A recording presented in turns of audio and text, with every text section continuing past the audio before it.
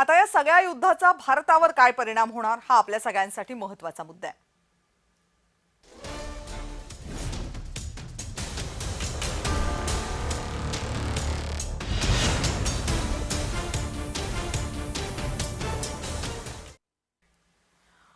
America, Israel आणि Iran यांच्यामधलं युद्ध असं सुरू राहिलं तर भारतावर त्याचे विपरीत परिणाम होणार आहेत.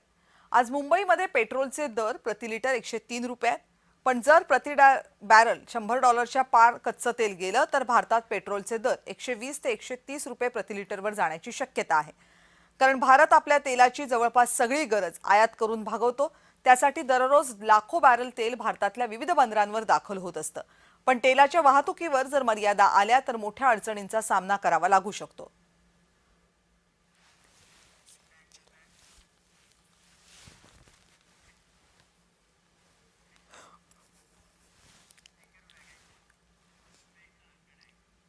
आणि कच्च्या तेलाचे दर असेच वाढत गेले तर त्याचा मोठा परिणाम भारतावर होईल. तो परिणाम नेमका काय असेल यावर एक नजर टाकूया. एकूण ऊर्जा गरजेच्या 82 ते 85% कच्चं तेल आणि नैसर्गिक वायू हा भारत आयात करतो. यातला बहुतांश तेल पुरवठा हा आखाती देशांमधूनच केला जातो.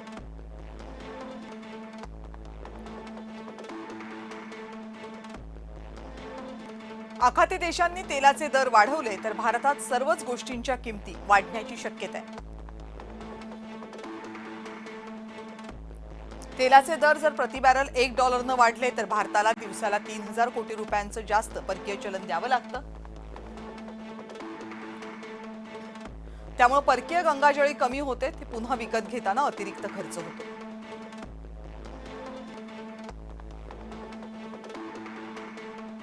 पर्याय म्हणून रशियाकडून तेल घेण्यात अडचणी आहेत, कारण अमेरिका नाराज होण्याची चिंता आहे.